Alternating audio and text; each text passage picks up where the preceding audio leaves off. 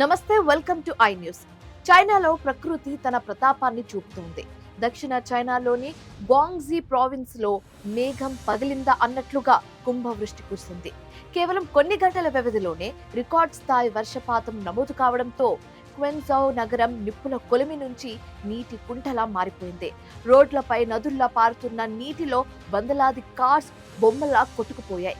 అకస్మాత్తుగా సంభవించిన ఈ జల ప్రళయానికి సంబంధించిన భీకర దృశ్యాలు, పూర్తి వివరాలు ఇప్పుడు స్పెషల్ రిపోర్ట్లో ట్రాక్ చేద్దాం. చైనాలోని గ్వాంగ్జీ ప్రావిన్స్ ను భారీ వర్షాలు ముంచెత్తుతున్నాయి.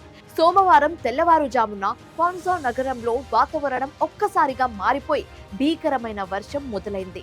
కేవలం 8 గంటల వ్యవధిలోనే ఏకంగా 273 మిల్లీమీటర్ల వర్షపాతం నమోదైందంటే పరిస్థితి ఎంత భయంకరంగా ఉందో అర్థం చేసుకోవచ్చు. ఇందులో కేవలం ఒక్క గంటలోనే 160 మిల్లీమీటర్ల వర్షం కురిసింది. ఏప్రిల్ నెలలో ఈ ప్రాంతంలో గతంలో ఎన్నడూ లేనంతగా అత్యధిక వర్షపాతం నమోదు కావడం వాతావరణ శాఖను సైతం ఆశ్చర్యానికి గురి చేస్తుంది. ముఖ్యంగా జియోలాంగ్ టౌన్ సమీపంలో వర్షం బీభత్సం సృష్టించింది. అక్కడ ఏకంగా 362 మిల్లీమీటర్ల వర్షం కురిసి రికార్డ్ సృష్టించింది.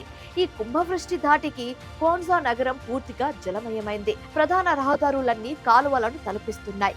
పార్కింగ్ స్థలాల్లో నిలిచి ఉంచిన వందలాది వాహనాలు వరద ఉద్రిక్తతకి నీటిలో తేలుకుపోయింది. ఇల్లు, కార్యాలయాలు, షాపింగ్ మాల్స్ లోకి వరద నీరు చేరడంతో భారీగా ఆస్తి నష్టం సంభవించింది.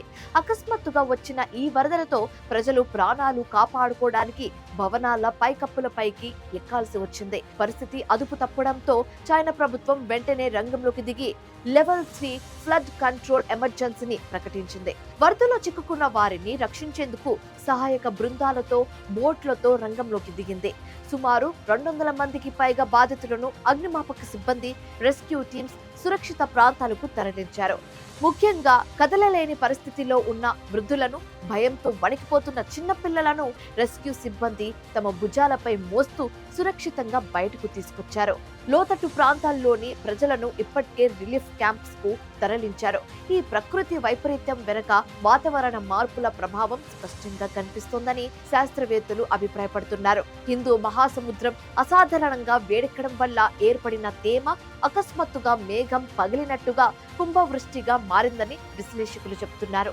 రాబోయే 24 గంటల్లో గ్వాంగ్జీతో పాటు పొరుగున ఉన్న గ్వాంగ్డాక్, ఫుజియాన్ ప్రావిన్స్లలో కూడా భారీ నుంచి అతి భారీ వర్షాలు కురిసే అవకాశం ఉందని చైనా నేషనల్ మెటీరాలజికల్ సెంటర్ హెచ్చరించింది. దీంతో మరిన్ని ప్రాంతాలు జల దిగ్బంధంలో చిక్కుకునే ముప్పు పొంచి ఉంది.